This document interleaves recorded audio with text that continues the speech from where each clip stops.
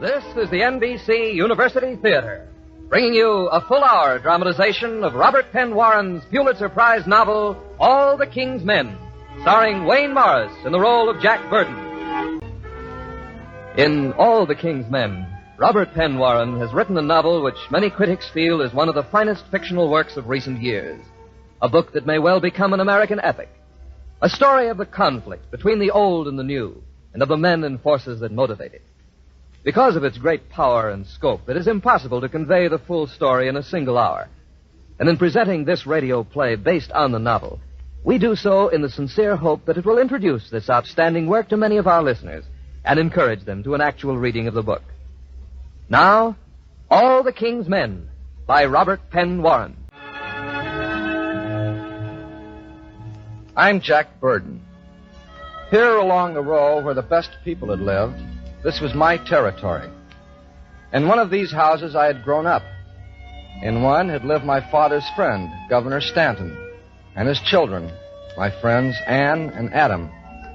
Adam, who was now a famous surgeon, and Anne, who had been a big-eyed little girl, and after that a big girl, and then my girl, and was now almost an old maid. And then the house where Judge Irwin lived, who had been like a second father to me. He taught me how to shoot ducks and to love history. And now, after all the years, I was back here at midnight with Willie Stark, Governor Stark, who had nothing to do with the Bay Road and Burden's Landing. I was knocking on Judge Montague Irwin's door. Don't mind if we come in, do you, Judge? Jack is always welcome in my house. Well, fine. Come on in, Jack. Happen to have an evening paper, Judge? I haven't had a chance to see one. I have a paper. It publishes my endorsement of the impeachment proceedings against you, if that's what interests you. Just wanted to hear you say it, Judge. You, sure you took this to the Lord in prayer? I can only act according to my conscience. Yes. You've been in politics a long time, Judge. So's your conscience. I beg your pardon. You've been a judge a long time, too. How'd you like not being a judge anymore? No man has ever been able to intimidate me. Why, Judge, I ain't even gonna try. Jack told me you wouldn't scare. After his long association with your methods, I'm surprised he still remembers there are men who don't scare. Now, look here, Judge Irwin. Take it easy, Jack. Judge is just a little upset. So, you don't like my methods, huh, Judge? I think I've made that clear. And you want him to impeach me. You'd rather see McMurphy's gang running the state. I think they are more responsible men. Sure, responsible to you, like my boys are to me. See, there's no difference, Judge. Have you finished? No. Not by a long shot. I'm going to do what I have to do in this state, and nobody's going to stop me. The law? Don't tell me about the law. I'm a lawyer, too, and I know what the law is. The law's like three people in bed on a cold night with one blanket. Somebody's got to get pneumonia. Ain't ever been enough law to go around, Judge. Laws don't get roads built or schools or stop the poor people from being cheated on taxes. Those are things I've done. And I'm going to keep on doing them. And surrounding yourself with corruption. That's all you see, ain't it? That scum I got in the legislature. Don't you know they're just something to use? Yeah, sure, you like the things I done. When I get my little Patty's black doing them, you start yelling corruption. You and your whole aristocratic gang, you're all alike. Well, thank you, sir, to get out of this house. Sure we're getting. And you go ahead and try and impeach me. You can chew on your conscience till you choke on it. And I'll keep on running this state.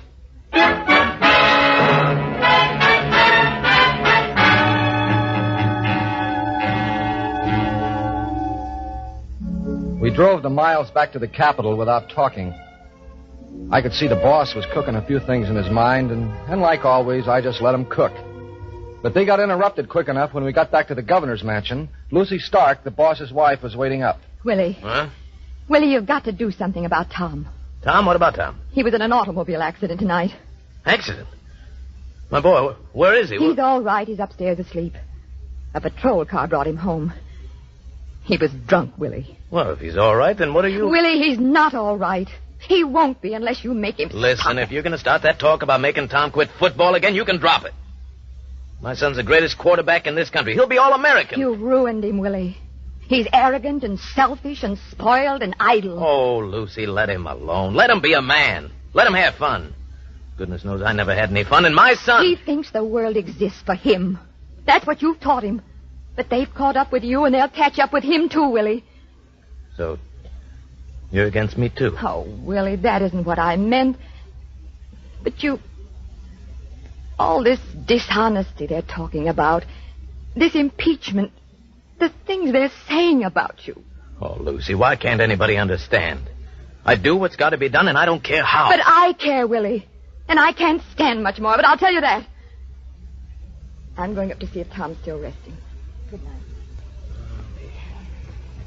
Looks like everybody's trying to run your business for you. No, they don't know a thing about it. They don't know how it is, and you can't tell them. Now, Judge Irwin, listen, you go to work on him tomorrow. You get something on him. On Judge Irwin? Sure. Well, you got something on him already. You've known him all your life. Sure, I've known him all my life. And I can tell you won't find anything on him.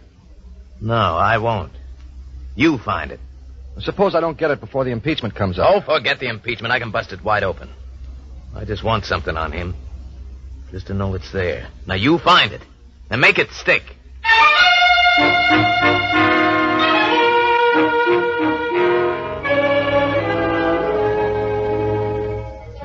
I had my orders. I had them from Willie Stark. Governor Stark. The boss. And how Willie Stark got to be Governor Stark and the boss, well, that goes back.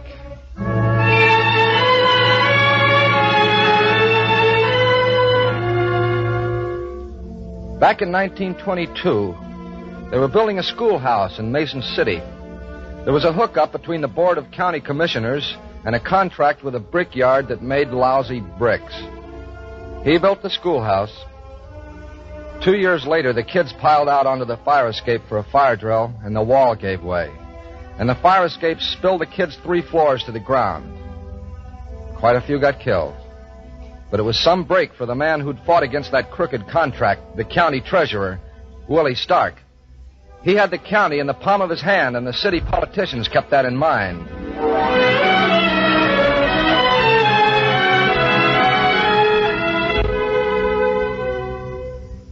When they ran Willie for governor, I covered the campaign, if you want to call it a campaign. It was awful. Willie was being framed, but he never tumbled. Not until the night before the big barbecue at Upton. That night I was in my hotel room. It was about 10:30. Come in. Hiya, Willie. Where you been? All over. With Tiny Duffy. Big politician stuff, huh? Shake hands with all the leading citizens? Yeah. Well, what's the matter? Don't they talk nice to you? Sure, they talk all right. Then what's eating you? Jack, a man don't have to be governor. Huh? A man don't have to be governor. I wanted it, Jack. I won't lie to you. I'd have made a good governor if only they'd have listened. What do you want me to do, hold your hand? No, I don't. I ain't asking for sympathy. Not from you or nobody ever. Come in. The door opened, and it was Sadie. Sadie Burke, who'd been sent along by the city boys to keep an eye on Willie and on their own boy, Duffy. Sadie was a baggy tweed suit and a pockmarked face and a mop of black hair like it had been cut off with a meat cleaver. And Sadie'd come up from the mud flats where she was born by knowing what she wanted and playing it to win. Now Sadie stood in the middle of the room and stopped her hand on its way to the bottle. She took a look at Willie and she knew something was wrong.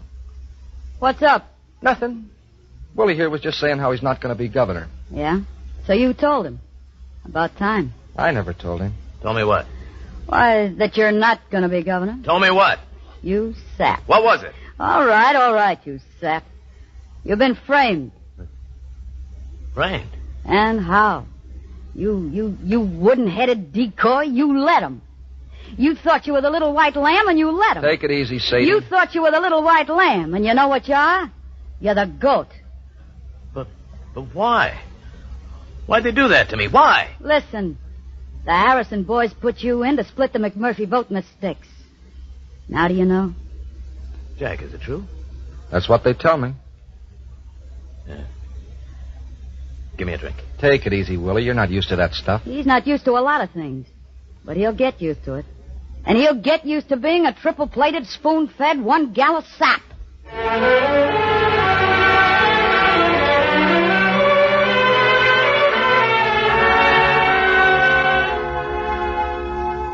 Next afternoon, I poured Willie out to the barbecue. And I propped him up on the platform, and then I got ready to lean back on my spine and pare my fingernails like I always did during one of Willie's speeches. But my fingernails didn't get any attention that day because something had happened to Willie. Folks, I ain't going to make a speech today. I'm going to tell you a story. It's about a hick, about a redneck like you all. A hick who thought he could maybe change things for himself and folks like him. Well, one day the men in the city, they rode up to his pappy's place in a big car and they said how they wanted him to run for governor. And oh, he swelled it. He was a country boy who believed, like any one of you, that the plainest, poorest citizen can be governor if his fellow citizens think he's got the stuff for the job. And oh, brother, how they took him in.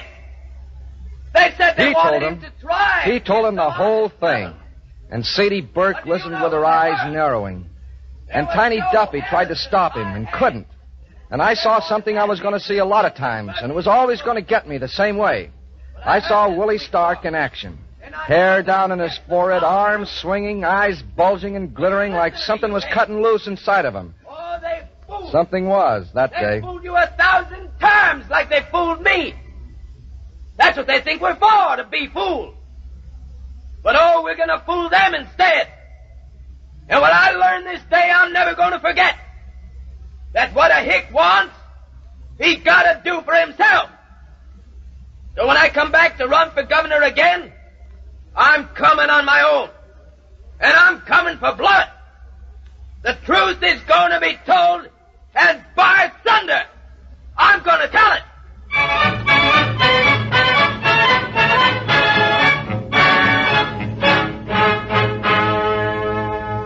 4 years later, there wasn't any campaign. There was a massacre. And the guy with the meat axe was Willie Stark. He went to work and he didn't care what he worked with or who. There was a lot of squawking, but the boss was in the saddle and he was riding.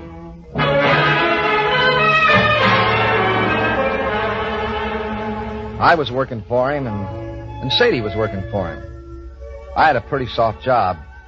I can't say about Sadie. She stayed, though, even if she had a lot to put up with. Things like the time when the boss and I made the trip to Chicago.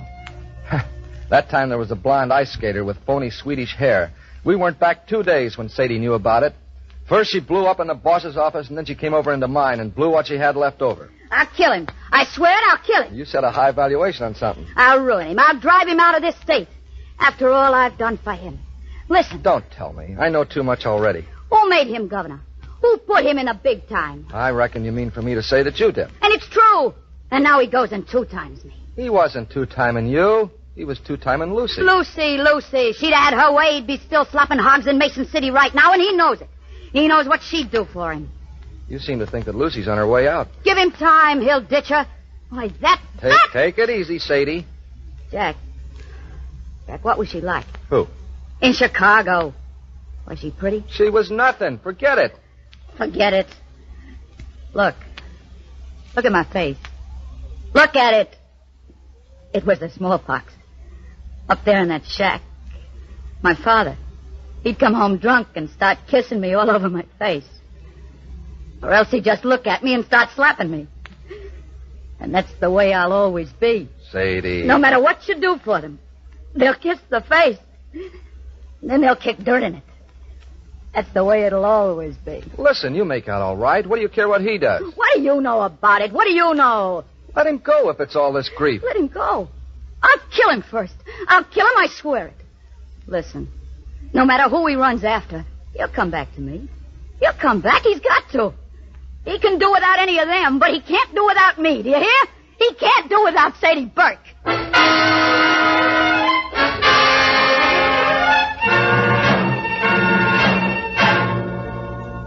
After a few years, the old McMurphy gang got to stirring around again, and this impeachment thing came up.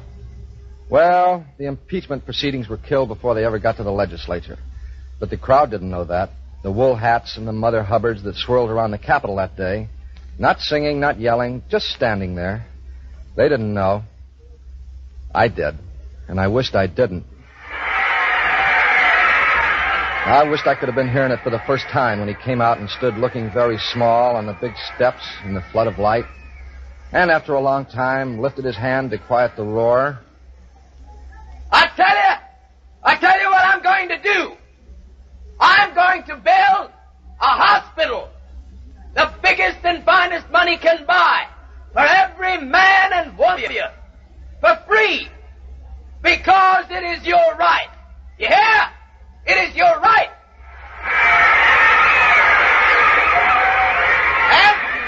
And I shall live in your will and your right. And the man who tries to stop me, by heaven, I'll break it. And I don't care what I hit him with or how. Because your will is my strength. Your need is my justice.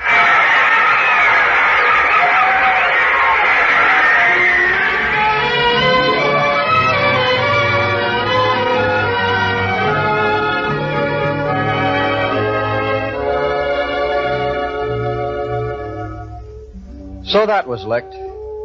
But I still had my orders to get something on Judge Irwin.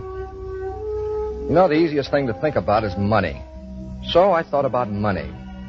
Was there ever a time when the judge didn't have enough money to make the judge happy? I went first to the only two people living who knew him as well as I did. I fixed it up for us to have dinner together. Ann Stanton and Adam Stanton and I. And after dinner, I shot the question at them. Ann, was Judge Irwin ever broke? What are you talking about, Jack? Was Judge Irwin ever broke? Think now. You too, Adam. The judge? Why, no, I don't think... Yes, wait a minute. Yes, he was, too. When? Let me see. I was just a kid. I heard them talking. It must have been about 1913 or 1914. Uh-huh. Thank you. Jack, why did you want to know? Oh, I don't want to know. My best pal wants to know. The guy who pays me the first of every month. Oh, you mean Stark? Governor Stark, yes. Listen, Jack. What you do for a living is your business, but that man and his... That man, that's what you all call him. He's done something for this state, and that's more than anybody else ever did, including Judge Irwin. And my father? Your father was a nice guy. He was even a pretty good governor. You'd better say so. There was nobody like him. Maybe. But the rich still got richer and so forth. He ran this state from the top down, and Willie's running it from the bottom up. Why, he's going to build the biggest free hospital and medical center in the country. Sure. That's his bribe. Now I suppose he wants you to find some scandal on Judge Irwin. He thinks everybody is as dirty as he is. Well, let's forget it. What's the difference if he knows Irwin was broke?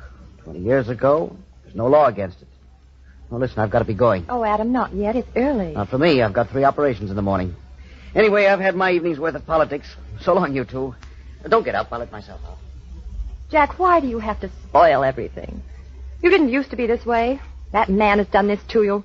Ann, if I was so wonderful before, why didn't you marry me? Leave that out of it.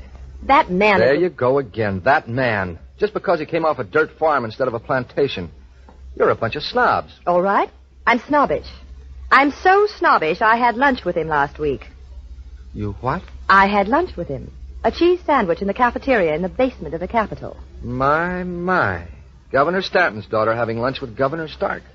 What will the society editors say? I went to see him about getting state money for the Children's Hospital. And I'm going to get it, too. Does Adam know? What's the difference? It's just business. Well, business or not, if you don't know his reputation with women, it's time you did. You're not supposed to be running around Running around. Don't be a fool. I'm nearly 35, and I can take care of myself. 35, Jack. Practically senile. And I haven't done anything. Why didn't I do something? I could have been a doctor, or a nurse, or Adam's assistant. Or gotten married? To me? Oh, I don't mean just getting married. I mean... You don't know what you mean, Ann. Except that little Jackie has spoiled your pretty evening. Let's leave it like that.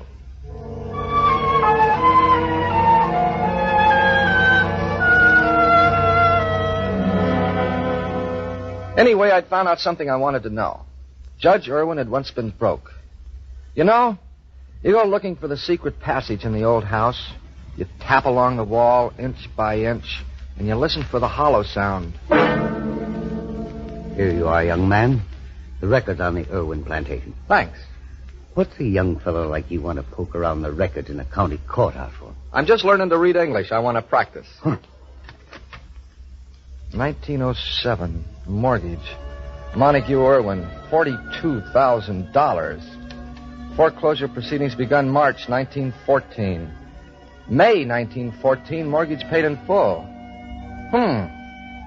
He paid that mortgage. He paid it while he was running a cotton plantation. You don't clear that kind of money in one season on a cotton plantation. He was also Attorney General under Governor Stanton. You don't get rich there either. At least, you're not supposed to. Times Chronicle, February 26, 1914. Montague Irwin, Attorney General, today dropped the suit against the Southern Bell Fuel Company for recovery of $150,000 in back royalties on the state coal lands. In the opinion of the Attorney General, the terms of the contract are ambiguous and the state has no case. Madison Corporation, New York City, is holding company for Southern Bell Fuel Company, also American Electric Power Company. You get to that point, and then you pray.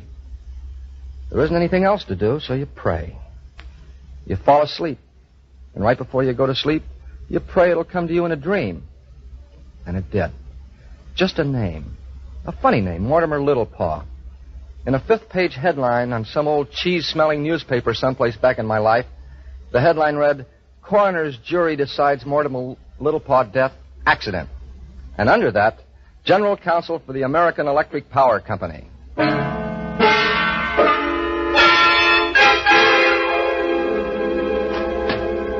Yes? Miss Littlepaw? Yes. You wish to commune with some departed spirit? That's right. Come in. Sit there while I put out the candles. The spirits will not come where there is light. Oh, that's understandable. Are you ready now? I reckon. First, I must make contact with the spirit world. The spirits are ready. With whom do you wish to commune? Ask for Mortimer. Mortimer? Mortimer Littlepaw. Your brother Mortimer. I want to ask him about the suicide. Suicide? You've tricked me. I just want to know about Mortimer. My brother's death was an accident. That's what the newspaper story said. Get out! Get out! You, I thought you were all right. I may not be all right, but my money is. Look at this, $100. Tell me about the letter from Mortimer that the bellboy swore he mailed to you and you swore you never got. No, it's a lie. What's the matter with you? Don't you need money? Here, 200 more. Pick it up and start talking. No, I know you. You're from the insurance company. Look, the insurance company's forgotten all about it. Nobody cares. He was driven to kill himself, wasn't he? He'd given years to that company, and when they threw him out to make room for another man, isn't that so? He did. That man. He drove my brother to his death. They hired him. It was a bribe. And my brother knew it, but they said he couldn't prove it. And they threw him out. So he killed himself? He was old and sick. He'd worked all those years. He didn't know that they would throw him out. And when they did, he went to the governor and... What? What did you say? To the governor, to Governor Stanton. And they told him Listen. Are you telling me that Governor Stanton... He wouldn't listen.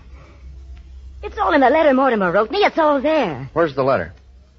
I have it. Look, $400. Give me the letter. No. You want to get rid of it. You're that man's friend. He wouldn't think so. Give it to me. When I went to the governor, You went to the governor, too? After my brother was dead, I went. I asked him to punish that man. But he said that man was his friend. But I had no proof. Good Lord. Did you show him the letter? Yes. And he just stood there and said he'd have me punished for perjury because I'd sworn I never got it. Miss Littlepaw, give me the letter. No, I'm afraid. Don't be afraid. Get it. Nobody will bother you now. I swear it.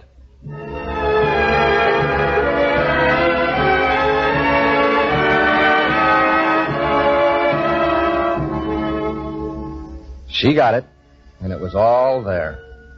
For nothing is ever lost. There's always something, the boss had said. The twitch in the old wound, the slimy bottom in the clear pool, the oily track across the clean snow. There's always the truth. And we history students, we love the truth.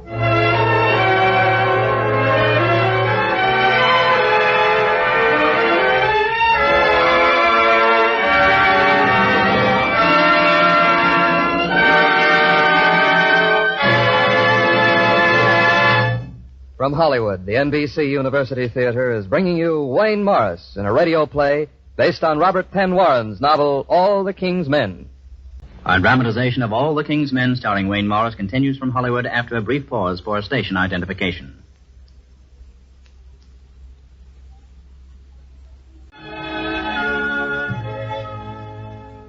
The 7 months I was digging on Irwin, the boss was plenty busy.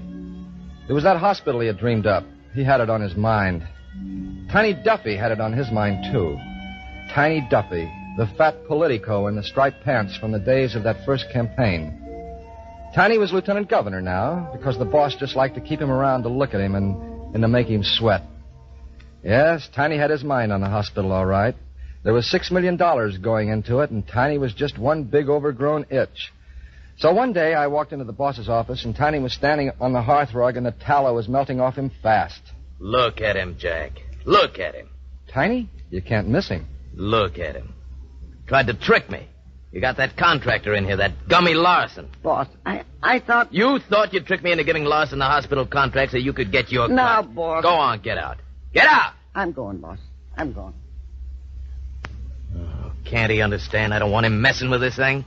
What'd you expect? There's $6 million in it. Yeah, but not for him. He's just being logical, according to his lights. Listen, Jack, I'm building the best hospital in the country. The Willie Stark Hospital. And Tiny's not going to mess with it. Yes, sir. The biggest and the best, and anybody can go there without a dime. And vote for you.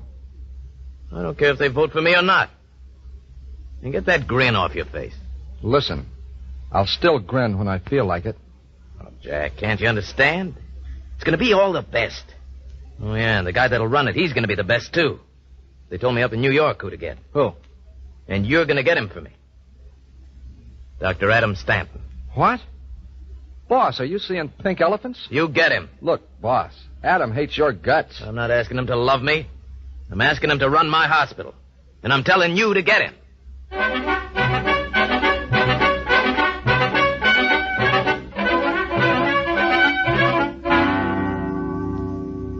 Listen, Adam, I want to tell you something, and don't start yelling till I'm through. Okay, Jack? Governor Stark wants you to be the director of the new hospital. No, thanks. Look, think it over. You can write your own ticket. The boss said... The boss can't buy me. And he can't threaten me either. He's not trying to. Now, take it easy. It's no disgrace. Maybe not. But the answer is still no.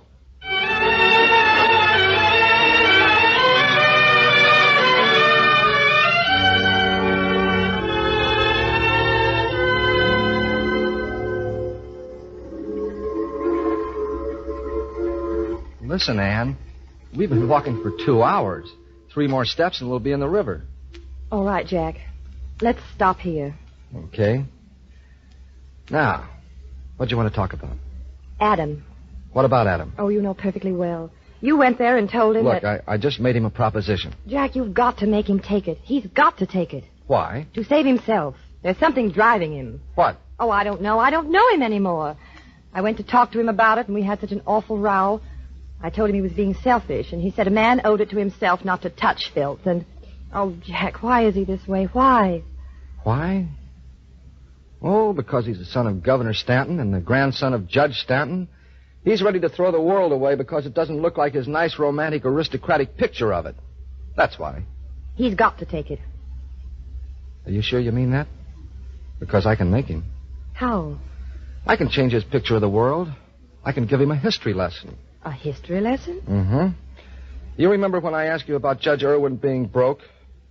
Well, he was broke, and he took a bribe, and I can prove it. Judge Irwin? A bride? But he was Father's friend. That's right.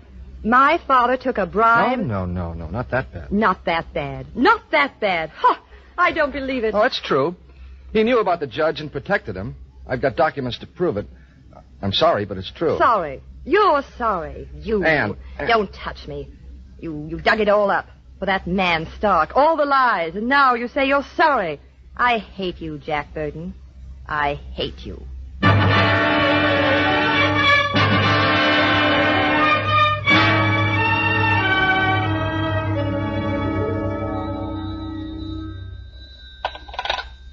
Hello?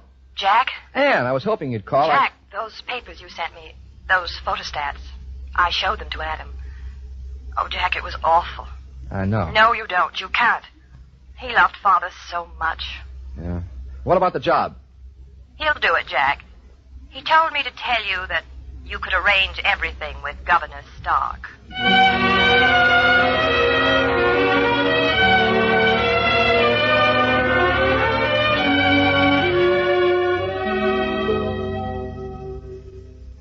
Well, Doc, what do you think of it?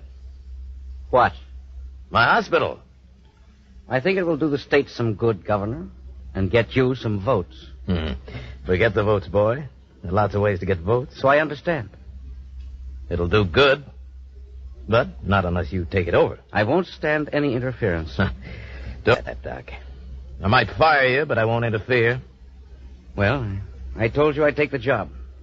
That's all we have to talk about. Sure, Doc, sure. And don't you worry. I'll keep your little hands clean. Don't you worry about a thing. I can take care of myself. Sure you can, Doc.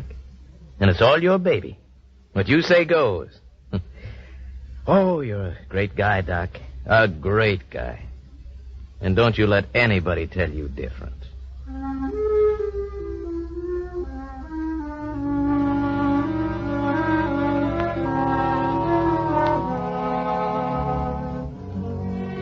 And so it was settled. But not for me. I'm a student of history, and I had a question. Anne had gone to talk to Adam about the hospital. Who had told Anne about the offer? The question simmered in my mind for weeks without any answer. But I found out.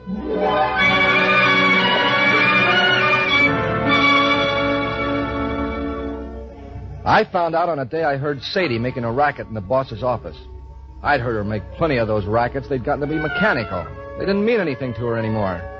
But this was different. I knew it as soon as she got through with them and came slamming into my office. I knew this was different. This was like the good old days. I'll kill him. I tell you, this time I'll kill him. Take it easy, Sadie. He's done it again. He's two-timing me. Now, Sadie, we've gone into all this before. It's Lucy he's two-timing, not you. Oh, shut up. You and your high-toned friends. My what? Your high-toned friends. You ought to come mixing them in. What are you talking about? I'll show her. I may not be so high-toned, but I made him governor.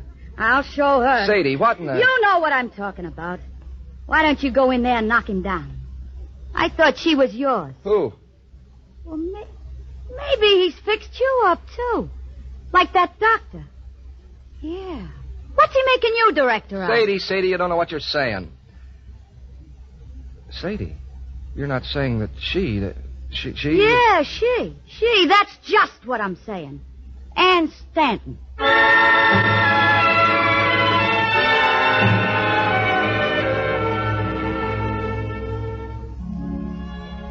So I knew who'd told Ann about the hospital. I had come away from Burden's Landing and gone over to Willie Stark. And now, somehow, by an obscure and necessary logic, I had handed Ann Stanton over to Willie Stark, too.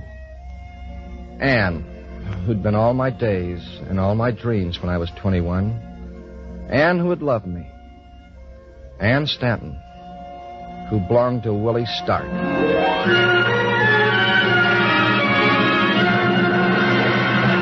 Well, the summer went on and we lived in it. And nothing changed. And then on my way to the boss's office one day, I got slammed out of the way by 180 pounds of Sure Bet for All American, which was on its way out. Kind of looked like Tom Stark had been on the carpet, and the carpet belonged to Willie Stark. Jack, I ought to break that kid's neck. Well, this is a new one. What's up? What's up? A rat named Fry come to see me. Said Tom's got to marry his daughter. Get that? Old routine, huh? Who's behind Fry? Who do you think? McMurphy had a guy over here right on Fry's heels. McMurphy can make Fry see reason, I suppose. That's right. What's he want? The Senate. And so do you? And I'll get it. Judge Irwin can stop McMurphy. Remember I told you to get something on him? Where is it? I got it. What? Listen, boss. I'm going to give Judge Irwin a break. If he can prove it isn't true, I won't spill it. Listen, who are you working for? I'm giving him a break. Okay, Jack, do it your way. But if it'll stick, you know what I want, and it better stick.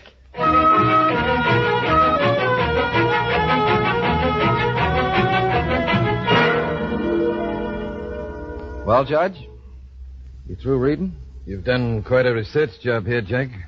Must have taken you quite a while. Yes, it did. It is difficult for me to believe. Me too, Judge. Thanks for that much, Jack. The Stark know? No, I told him I wouldn't tell him until I'd seen you. You have tender sensibilities for a blackmailer. You're trying to protect the blackmailer. No, Jack, no. I'm not trying to protect McMurphy.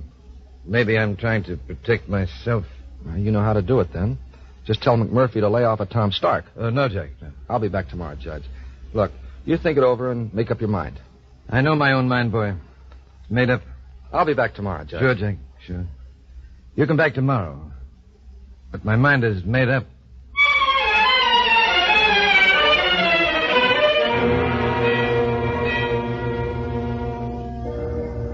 His mind was made up, all right.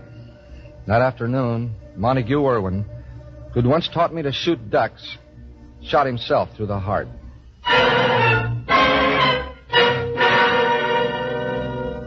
There was only one thing left for the boss to do about McMurphy, and that was to buy Gummy Larson. He did it. Gummy got the hospital contract, but the boss took it hard. You tell him. You tell him he leaves one window latch off, he leaves one sack of cement out of that concrete. If he puts in one extra teaspoonful of sand, I'll rip him open. I'll rip them all open.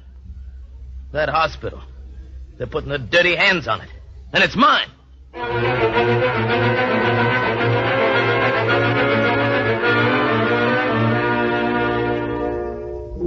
Tom Stark did that. And then Tom Stark did something else.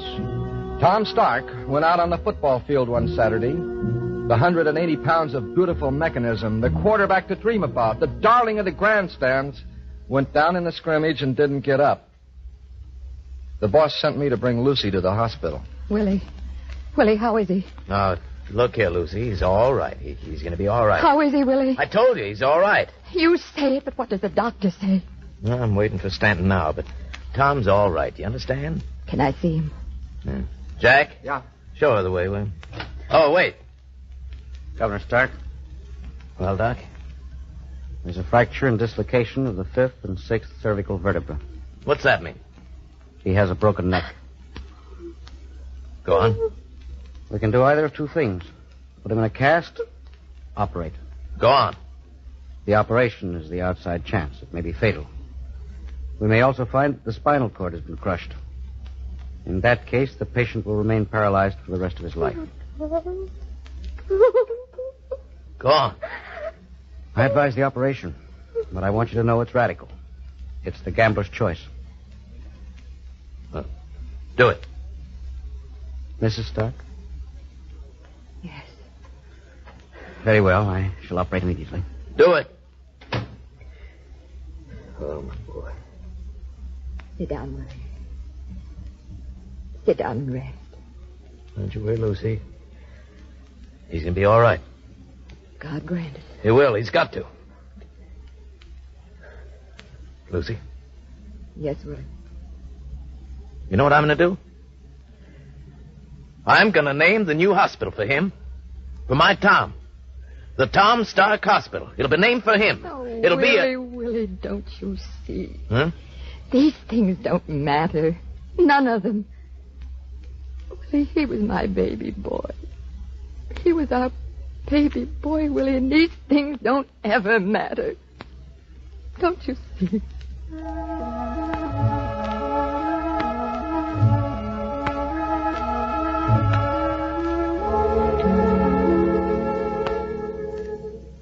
Three hours, Lucy.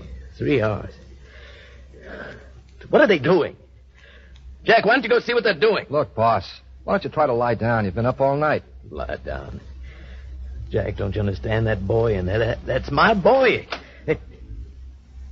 Well, Governor Stark, he will live. Thank God. The spinal cord was crushed. No. I'm sorry, Governor. Tom. Willie. God, Willie, it's time to go.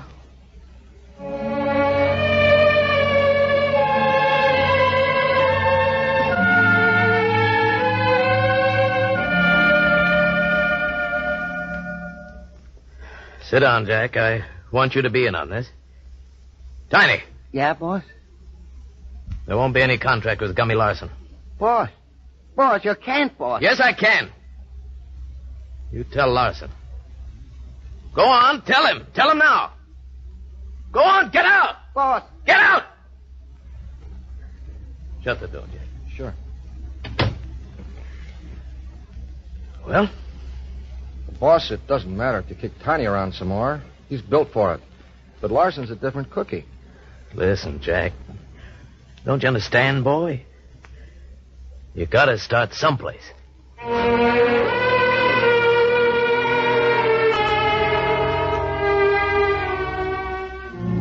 I didn't know what he was talking about. And he got up and he went to Sadie's office, and I could hear them having words, but I couldn't catch any of them. So I went about my business, and it was late afternoon before I got back to my office and got the message to come to Ann Stanton's apartment right away. Jack, you've got to find him. You've got to, Jack. Find who? Tell him how it was. Tell him it wasn't what they said. Tell him it wasn't because of me. Who said what? Find him, Jack. Find him. You've got to. You. Come out of it now. Stop jabbering. Now tell me. Adam. He said it was all because of me. What was? That he was made director of the hospital because of me. Because of me and Stark. Jack, you've got to find him. Find him and tell him. Stop it, or I'll shake your teeth out. Now, start at the beginning. Tell me. He came up here. He started calling me names. It was awful. What did he tell you? Some man had called him and told him about you and Governor Stark. The man told him that was the reason he was made director. And Adam, he believed it. He believed it all. He said terrible things, Jack. You've got to find him and tell him. Tell him what? Tell him it wasn't like that, Jack. I loved Willie. I loved him, and he's gone. Stark's gone? I went to the place where we always met. He called me to come there, and he told me. He's going back to his wife. Oh, I'll be darned. Huh? He said you had to start someplace. What?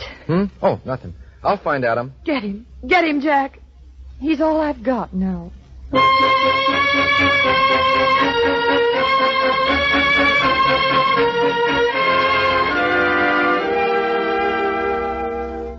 I went looking for Adam, but I didn't find him.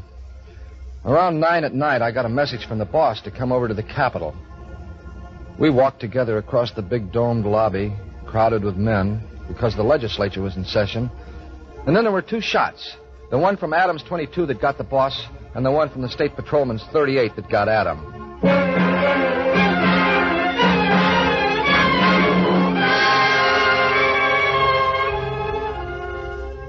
They buried the boss in a crowd that it took the police 2 hours to clear away afterward.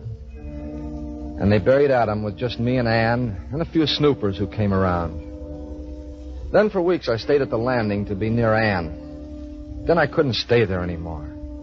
I was the history student, and there was something I wanted to know.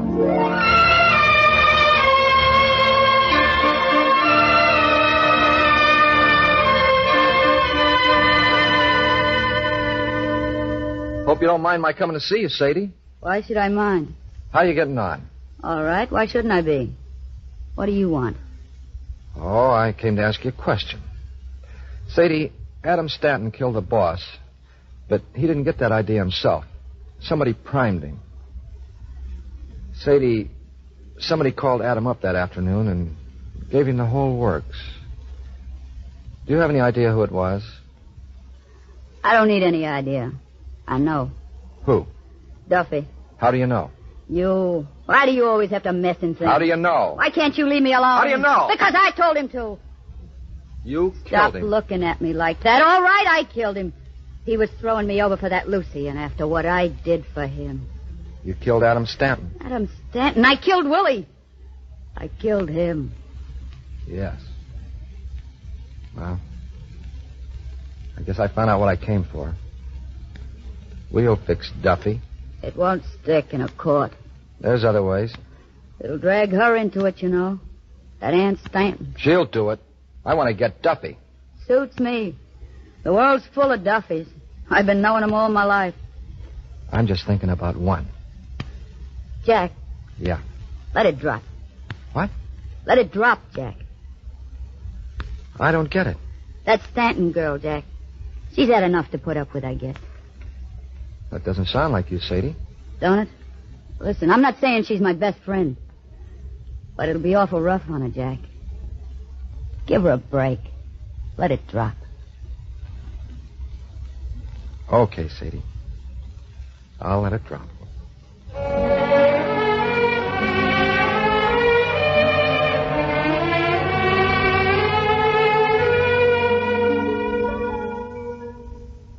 It was nice of you to come out, Jack. It's been a long time, Lucy.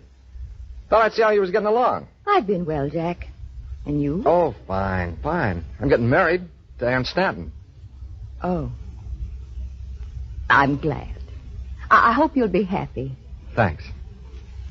You knew Tom was dead. Yes, I knew that. Pneumonia. He died very quickly. I'm resigned now, Jack. And God has given me something so I can live. Would you like to see him? Him?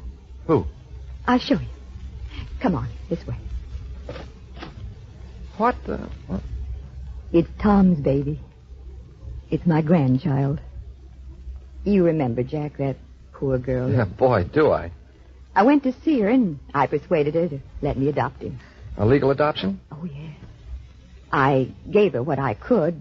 It wasn't much. Willie always spent everything he made. But I gave her $6,000. Well, that was nice for her. Here. Don't you want to hold him? Yeah, sure. What's his name? Well, at first, I thought I'd name him for Tom. And then it came to me. I'd name him for Willie. His name is Willie Stark. Willie Stark. You know, Jack, I named him for Willie because Willie was a great man. He made mistakes, Jack. Maybe he did do bad things like they say. But inside, he was a great man. A great man. You see, Jack, I just have to believe that.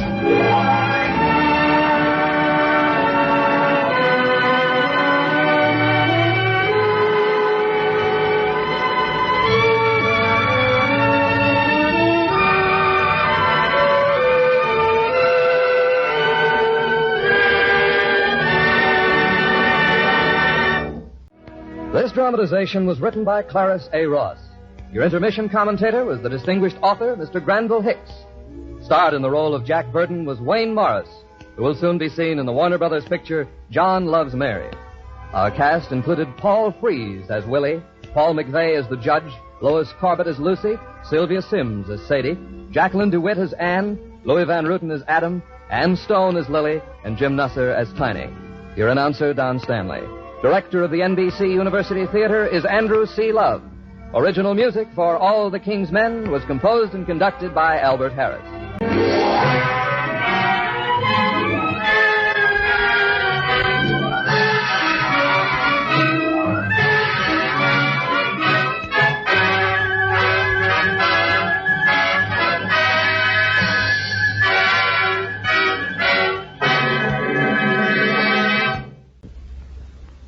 Our intermission speaker today is Mr. Granville Hicks, author of The Great Tradition, Small Town, John Reed, The Making of Other Books. We present Mr. Hicks speaking to you from Schenectady. Robert Penn Warren, who was born in Kentucky 43 years ago, is a teacher, a critic, a poet, and a novelist. He has taught at Southwestern University and the University of Louisiana, and is now at the University of Minnesota. And he is a shining exception to George Bernard Shaw's rule that those who can do, and those who can't teach. For his reputation as a teacher of writing, high as it is in the profession, is surpassed by his reputation as a writer. All the King's Men, which was given the Pulitzer Prize as the best novel of 1946, was Warren's third novel, although it was the first of his books to reach a large public. His first novel, Night Rider, published in 1938, has recently been reissued, and it is worth reading. So, for that matter, is his second novel, At Heaven's Gate. All three of these books resemble, in certain ways, the sociological novels of such writers as John Dos Passos and John Steinbeck. That is, each of them is directly concerned with problems that grow out of the organization of society. But Warren's emphasis is different from the emphasis of the left-wing novelists of the 30s. They said, in effect, here is an evil situation. How can we remedy it? He asks, what does this situation mean? What moral values apply to it? All the King's Men is a dramatic story of political intrigue in a southern state with a central character, Willie Stark, who was obviously suggested by the late Huey Long. The style is racy, colloquial, and very skillful. Very often, Warren's prose rises to a rich and original imagery, and the reader remembers that this man is a poet. In the novel, as in the dramatization we are listening to, Jack Burton tells the story. And it is his story as much as it is Willie Stark's, and perhaps more. Willie Stark acts, and his actions are both good and bad. He acts and does not reflect. Jack Burton reflects, trying to understand the significance of Willie's life and his own. He begins by believing that life has no meaning, but in the end, he perceives that even if history is blind, man is not. The meaning of life is not discovered. It is created by the effort of man's imagination, intelligence, and will. From the beginning of his career, Robert Penn Warren has known that the philosophical problem, the moral problem, and the social problem cannot be understood separately, and he has had the courage to tackle them all together. That courage, combined with his insight and craftsmanship, have made him one of the most important of contemporary novelists.